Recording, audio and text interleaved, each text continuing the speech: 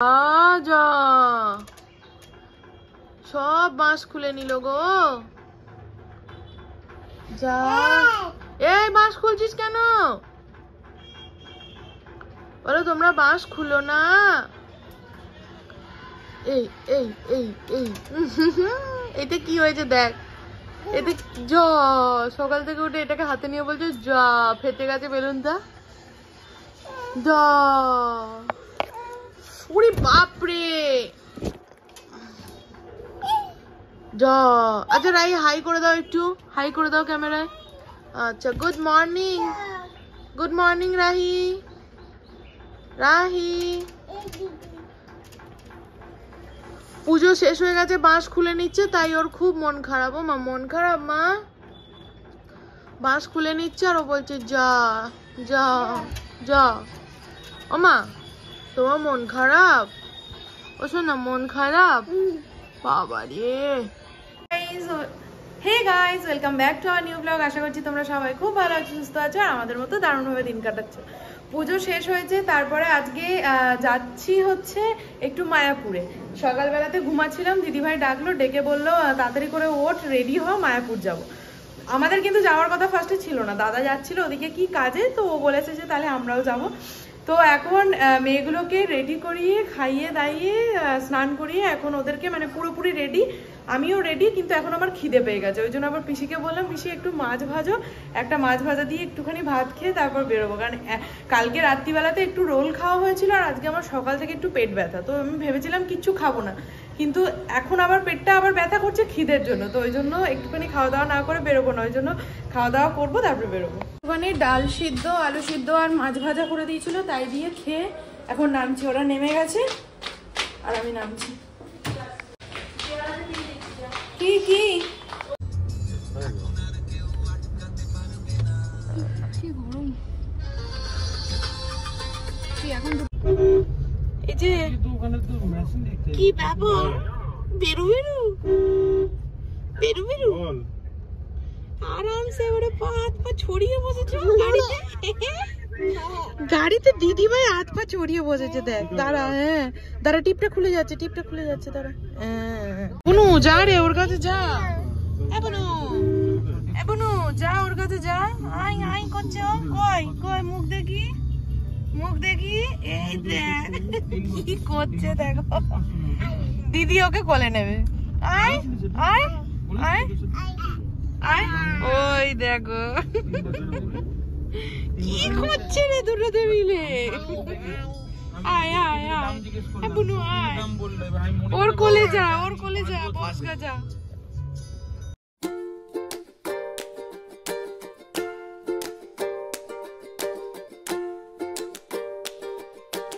তারপরে এত শরীর খারাপ করছিল, কতবার বমি হলো আমার, আর মাথা ব্যথা করছে এবার, বিচ্ছিরি শরীর খারাপ। তো এতক্ষণ এখানে নামলাম, এবার ভেতরে যাচ্ছি। যতবার এসছি এই মন্দিরটা বন্ধই পেয়েছি, জানি না এবারে খোলা আছে নাকি। ওপেন তো হয়ে গেছে, কোন দিক দিয়ে ঢুকতে হবে জানি না। আই মেয়েটা আমার ঘুমিয়ে পড়েছিল, দিয়ে ঘুম থেকে তুলে মেয়েটাকে নিয়ে আসা হয়েছে। মুখটা দেখো কিরকম হয়ে গেছে গো। ভাত খেয়ে এসছে, ভাত খাওয়ার পরে মানে ঘুমানোর সময় আর কি, সেই সময় এসে আমরা ঘুরতে বেরোলাম। ঘুমো দাও, ঘুমো দাও, বাবা বলে ঘুমো দাও, ঘুমো দাও, ঘুমিয়ে পড়ো। জোর ঘুমিয়ে গেছে। এখানটা দিয়ে যাচ্ছি, কি সুন্দর হাওয়া দিচ্ছে, এখানটা ফুরফুর ফুরফুর করে হাওয়া দিচ্ছে। খাওয়া দাওয়া করার জন্য তো গেলাম ওখানে যে ভেজ রেস্টুরেন্টটা আছে সেখানে, কিন্তু আমরা এমন টাইমে পৌঁছেছি যে ওখানে লাঞ্চ ওরা দিতে পারবে না জানিয়ে দিল, আর রেস্টুরেন্টও একেবারে ফুল হয়ে গেছিলো। তাই স্ন্যাক্সের যে আইটেমগুলো ছিল সেখান থেকেই আমাদেরকে দেখে অর্ডার করতে হলো। অর্ডার করেছিলাম পুরভরা কচুরি, মেদু বড়া আর সিঙ্গারা। খেতে ভালো ছিল একমাত্র ওই মেদু বড়াটাই। তারপর খাওয়া দাওয়া করে ওরা যে কাজে এসেছিলো সেই কাজটা ওখানে মেটাতে গেল। আর মেয়ে দুটোকে দেখো, ওদের দুজনকে যেতে দেখে বায়না ধরেছে ওরাও ওদের সাথেই যাবে, আমাদের সাথে থাকবে না। দুজনের অবস্থাটা খালি একবার দেখো, মনে হচ্ছে যেন দুই বাবা কোথায় না কোথায় চলে যাচ্ছে, একেবারে মায়েদের কাছে থাকবে না। একজন তো সিঁড়ি দিয়ে নেমে চলে যাচ্ছে আর একজন দাঁড়িয়ে দাঁড়িয়ে ফুপিয়ে ফুপিয়ে কাঁদছে। শেষমেশ ওদেরকে বেড়ালের লোভ দেখিয়ে রাখা হলো আমাদের। গরুর গাড়ি দেখে কি খুশি, ওই যে গরুর গাড়ি ওখানে। যাচ্ছে দেখতে গরুর গাড়ি। আমরা গরুর গাড়ি করে যাব গোশালায়, ঠিক আছে? কোথায় যাচ্ছ? দেখো গরুর গাড়ি দেখাতে চললো এখন। এখানে এত গরু দেখে পাগল হয়ে যাবে দুটো মেয়ে, একেবারে সারা রাস্তা গরু দেখতে দেখতে এসছে, হাম্বা হাম্বা করতে করতে। হ্যাঁ ওইটাকে দেখো কিরম দৌড়ে বেড়াচ্ছে।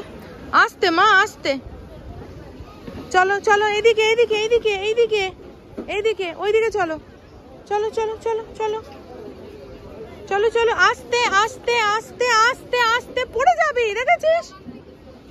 ওদের ওদের কাজে, আর আমি আর দিদি ভাই মেয়ে দুটোকে নিয়ে যাচ্ছি গোশালাতে, কারণ এরপর সন্ধে হয়ে গেলে গোশালা বন্ধ হয়ে যাবে আর গরুগুলো দেখানো যাবে না ওদেরকে। বিরাট বড় বড় তো গরু আছে, দেখে খুব খুশি হবে। তো এখন তাই যাচ্ছি। এখানে যদি গরুর গাড়িগুলো যায় না, ওগুলো যদি ধরতে পারি তাহলে ওগুলো করে যাবো, নাহলে হেঁটে হেঁটে গেলে অনেকটা রাস্তা। পাকা মেয়ে একটা। কি হলো? চ চ চ, যা ডাকছে, যা ফ্রেন্ড হয় ওটা, যা ফ্রেন্ড হয় একটা, যা যা যা, ডাকছে তো ফ্রেন্ড, ডাকছে তো। ছোট থেকে শুনে এসেছি বাচ্চা যত মাটির সাথে মিশে খেলা করবে তত সুন্দর তৈরি হবে, কিন্তু এখন আর পরিষ্কার মাঠ কোথায় বা পাই বলো? আর আমাদের এদিকে তো পাওয়াই যায় না। সেদিনকে ওরা ওখানে গিয়ে এত খুশি হয়েছিল এত বড় মাঠ পেয়ে, যে কি বলবো। আর মাঠের মধ্যে বসে থাকতে বড়দেরই ভালো লাগে, ছোটদের তো ভালো লাগবেই। সব থেকে ভালো লাগে ওই ভোরবেলা যখন ঘাসটা শিশিরে ভিজে থাকে, সেই ঘাসের মধ্যে হাত দিতে, পা দিতে, বা ওই টাইমটাতে দৌড়ে বেড়াতে খুব ভালো লাগে। এই পুজোর সময়টা যেন ঘাসের ওপরে শিশিরটা ওই ভোরবেলাটা বেশি পাওয়া যায়। চলতে চলতে মেয়েটা গেল একবারে দুম করে পড়ে, ওই বালি ফালি সব লেগে গেছে, তাই হাত ধোয়াতে গেল। আর আমরা যাচ্ছি এই গরুর গাড়িটা করে। কি বিরাট গরু! দাঁড়াও, যাবো তো আমরা। ওই যে হাত ধোয়াতে গেল, পড়ে গেছিল। গরুর গাড়িতে উঠলো, তাই তো রাহি? হ্যাঁ ভালো লাগছে গরুর গাড়ি। হ্যাঁ আমরা বিরাট বড় গরু গাড়িতে চেপে গোশালা যাচ্ছি। এখানে গরুর গাড়ি করেও যাওয়া যায়, টোটো করেও যাওয়া যায়, আবার কেউ চাইলে পায়ে হেঁটেও যেতে পারে। মেয়েগুলোকে গরুর গাড়ি চাপাবো বলেই মেয়ের আমাদের গরুর গাড়িতে ওঠা। একদম আস্তে আস্তে সরু রাস্তা দিয়ে চলেছি, মানে মানুষজন হেঁটে চলে যাচ্ছে আমাদের আগে, কিন্তু আমরা স্লো যাচ্ছি। এটা যে কি ভালো লাগছে যেতে গরুর গাড়িটা করে। তো আমরা যে রাস্তা দিয়ে যাচ্ছি দেখো, তার বাঁ হাতেই একটা সরু রাস্তা আছে, সেখান দিয়ে মানে হেঁটে যাওয়ার পথ আর কি। তো বিয়ের আগে বেশ অনেক বছর আগে, তখন অনেকটাই ছোট, তখন আমি ছোট্টুদের বাড়ির সবার সাথে এসেছিলাম এই গোশালা গরু দেখতে। মানে তখন এতটাই ছোট যে আমি গরু দেখে আনন্দ পেতাম, এরকম আর কি। তো বিয়ের আগের সব স্মৃতি সবসময় মধুরই হয়। ভীষণ ভালো লেগেছিল সেই সময় এসে আমার, মানে সেইবার প্রথম আমি মায়াপুর এসেছিলাম। আর রাস্তায় চলতে চলতে দেখো বৃষ্টিও শুরু হয়ে গেল। তো দুটো মেয়ে এত সুন্দর এনজয় করছিল, আর বৃষ্টি পড়ছে দেখে মানে আমাদের দুই মায়ের চিন্তা যে মেয়েগুলোর মাথায়, মানে মাথা আর কি করে যাব আমরা, মাথায় বৃষ্টি পড়বে, কারণ আমরা সেদিনকে ছাতাও নিয়ে আসিনি একটাও। আর এখানে ঢুকেই দেখো আরেকজনের সাথে দেখা হয়েছে, কিছুক্ষণ পরে তোমরা তাকে দেখতে পাবে। এই সিঁড়িটা দিয়েই উঠে মায়াপুরের যে গোশালা, সেই গরুগুলো দুধারে মানে থাকে সবাই। তো এই সিঁড়ি দিয়ে উঠেই আমরা তার দর্শন পেয়েছি। এই যে দেখো বসে আছেন একটা সুন্দর গপু ভাই। এত ভালো লাগলো আমার এই গপু ভাইকে দেখে, আর আমি মেয়েকে সাথে সাথে দেখালাম, জানো তো। আর ওরাও এত সুন্দর করে ওর দিকে তাকিয়েছিল, কোনো দিন তো এত বড় গপু ভাই ওরা দেখেনি। আমাদের বাড়িতে যে গপু ভাই আছে সে খুবই ছোট্ট পাড়া, মানে ওরা আর কি তাকেই গপু ভাই হিসাবে চেনে। এত বড় গপু ভাই যে হতে পারে সেটা ওদের ধারণা ছিল না। তো ওরা তাই খুবই একদম বিস্ময়করভাবে মানে ওনার দিকে তাকিয়েছিল, এবং এত ভালো লাগছিল। আমাদের বড়দেরই দেখতে খুব ভালো লাগছিল, তো ওদের তো ভালো লাগবেই। ওই দেখ সিংটা দেখ, হাত দাও হাত দাও, তুমি হাত দাও হাত দাও।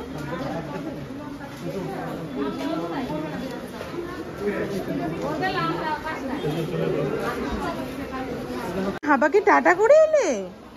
বাবারে, ওদেরকে বলছে টাটা। চলো, এর মধ্যে এক ঝলক একবারে বিশাল বৃষ্টি হয়ে গেল ঝমঝমিয়ে। এবার আবার ফেরত যাব।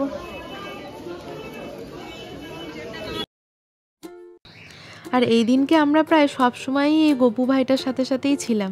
মেয়ে খালি গপু ভাইকে দেখেই যাচ্ছিল, আর কি অদ্ভুতভাবে ওই গপু যখন সরে যাচ্ছিল ও খালি ওর দিকে আঙুল দেখাচ্ছিল।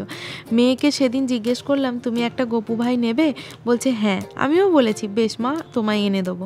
আর জানো, এবারেও এই মন্দিরটা আমাদের আমরা দেখতে পেলাম না। আসলে জানতাম না যে এই মন্দিরটা সব সময়ের জন্য খোলা থাকে না। তখন যাওয়ার আগে যদি একবার একটু জিজ্ঞেস করে নিতাম তাহলে দেখতে পেতাম। ওখানে গিয়ে জানতে পারলাম দিনে 2 বার মন্দির খোলে, দুপুর 12টা আর বিকেল 5টা।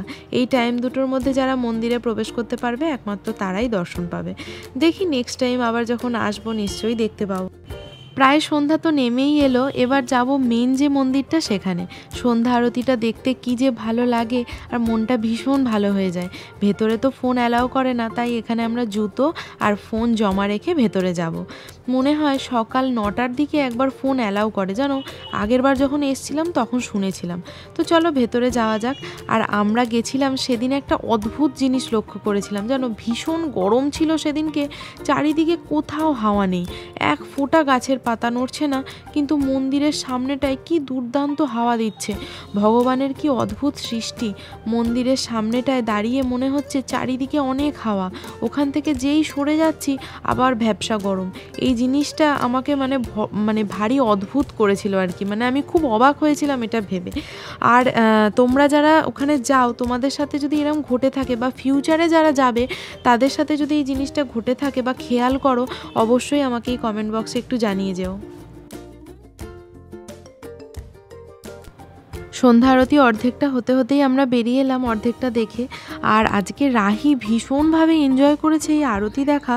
ওখানে তো সবাই গান করার সাথে সাথে নাচও করে, 2 হাত তুলে ঠাকুরকে ডাকে, হাত তালি দেয়। তো ও এই জিনিসগুলো দেখে, ও যেহেতু বাড়িতে হরে কৃষ্ণ বললেও হাত তোলে, তো ওখানেও ও ওদেরকে দেখে না অটোমেটিক্যালি হাত তুলছে হরে কৃষ্ণ বলে, তারপর হাততালি দিচ্ছে, যেটা আমার ভীষণভাবে খুব ভালো লেগেছিল। ওখান থেকে আসতে আমার মোটেই ইচ্ছে করছিল না, কিন্তু ফিরতে হবে মেয়ে দুটোকে নিয়ে, সেই জন্য তাড়াতাড়ি ওখান থেকে বেরিয়ে আসতে হলো, না হলে পুরো আরতিটা দেখে আসারই মন ছিল। এবারে মেন আশা হয়েছিল হচ্ছে ওদের কাজের জন্য, ওরা এখানে একটা কাজে এসেছিল, ছোট্টু আর দাদা। আর বৃহস্পতিবার বলে আমরাও ভাবলাম যে চলো যাই, তো ওই জন্য আমাদের আশা। এবার এখানে এসে ওদের কাজ মিটাতে মিটাতে যেইটুকুনি ঘোরা হয় আর কি, তাই মায়াপুরের বাদবাকি কোনো দিকগুলোতেই যাওয়া হলো না। শুধু একটু সন্ধ্যা আরতি দেখলাম, আর একটু ওখানে খাওয়া দাওয়া হলো, আর গোশালাটাই যাওয়া হলো। পরের বার আসলে আবার বাদবাকি অর্ধেকটা দেখবো এদেরকে নিয়ে।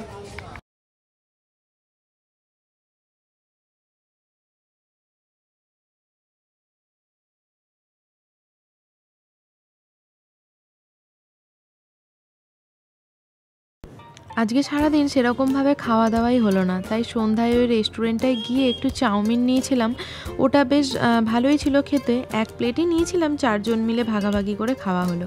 আর এখন এলাম একটু খাওয়া দাওয়া করতে ওই বাড়ি ফেরার পথে যে রেস্টুরেন্টগুলো ওখানে পড়ে, তো সেই রেস্টুরেন্টের মধ্যেই একটা রেস্টুরেন্টে এলাম। কিন্তু এখানে এসে একটা দুর্দান্ত অফার আমরা পেলাম, জানো স্বাধীনতা দিবস উপলক্ষে বিশাল ছাড়, যা খাবেন তাই 77 টাকায়। আমরা তো ভীষণ খুশি হয়ে গেলাম, আর ওরাও দৌড়ে যাচ্ছিল আর কি, যদি সিট বুক হয়ে যায় সেই জন্য। আর সাথে গান বাজনারও একটা আয়োজন ছিল। ভেতরে ঢুকে দেখি কি সুন্দর সাজানো গোছানো, জানো চারিদিকটা একটা ছোট্ট ঝর্ণা মতো করা, তার চারদিকে কুঁড়ে ঘর করে দিয়েছে। আর তার ভেতরে ভেতরে মানুষ বসে আছে এবং বসার জায়গা, সেখানে খাওয়া দাওয়ারও ব্যবস্থা রয়েছে কিছু।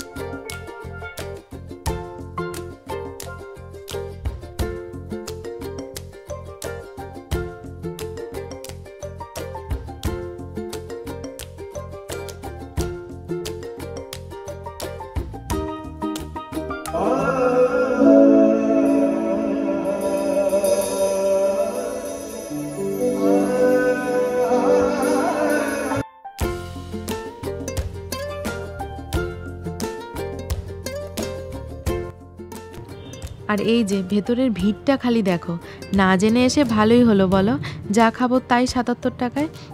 এই পর্যন্ত আমরা এটাই জানতাম। তারপর জানলাম যে না, ওদের কটা বাছাই করা মেনু আছে যেগুলো শুধু 77 টাকা করে দাম। আমি বুঝিয়ে বলি এবার। আমরা ধরো ফিশ ফিঙ্গার নিলাম, ফুল প্লেট কিন্তু 77 নিচ্ছে না ওরা, 2 পিসের দাম 77 টাকা। হিসাব করে দেখলে ফুল প্লেট ফিশ ফিঙ্গার নিলেও দুটোর দাম 77 টাকা হচ্ছে, আর ওই অফারে 77 টাকা নিলেও ওই একই দাম দাম হচ্ছে। যাই হোক, আমরা অর্ডার করেছিলাম টেংরি কাবাব, চিকেন কাবাব, ফিশ ফিঙ্গার, বিরিয়ানি, বাসন্তী পোলাও, মাটন কষা, তন্দুরি রুটি। Rahi hello, Rahi hello hello, খাও খাও খাও খাও। ভাল লেগেছে? ওটা ভাল লেগেছে তোমার? ও রাই, ওটা ভাল লেগেছে? ওই বাবা, ওই বাবা,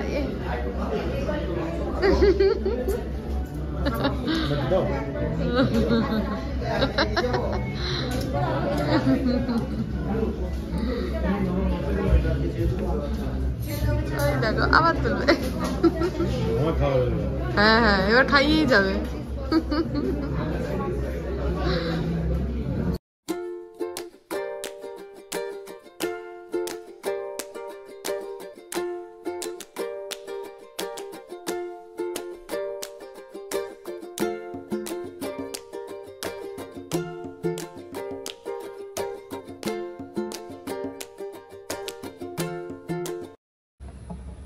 খাওয়া দাওয়া সেরে এইদিকে এলাম। ওদিকে তো বিশাল জোরে জোরে গান হচ্ছে। এখন গানটা একটু থামলো বলে ক্যামেরাটা অন করলাম। এদিকে দোলনা আছে, একটা বাচ্চাদের স্লিপ আছে। ওদেরকে এখনো স্লিপে চড়াই না, ওই জন্য দোলনাটাতে বসলে একটু দোল খেয়ে তারপর বাড়ি যাবো।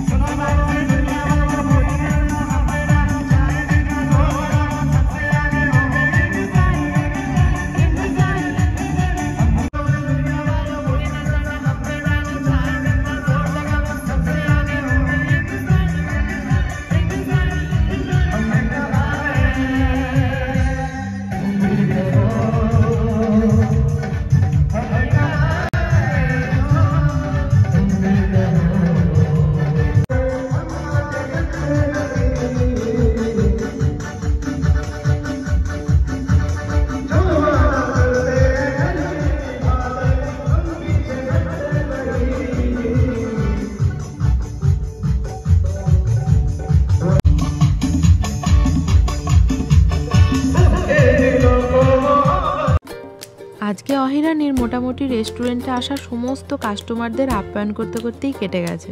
হ্যাঁ, ও ঠিক এখানেই দাঁড়িয়ে কাটিয়ে দিল গোটা 2 ঘন্টা। সবাই আসছে, ও তাদের দেখছে, আবার দৌড়ে চলে আসছে, আবার আসছে, আবার যাচ্ছে, দরজা কেউ খুলছে, তার পিছু পিছু আবার বাইরে চলে যাচ্ছে। বসে সে সেদিন 1 মিনিটও কাটায়নি। আর বাড়িতে খাওয়া নিয়ে মাকে জ্বালাতন করলেও বাইরে কিন্তু সে বাসন্তী পোলাওটা সে ভালো মতোই খেয়ে নিয়েছিল।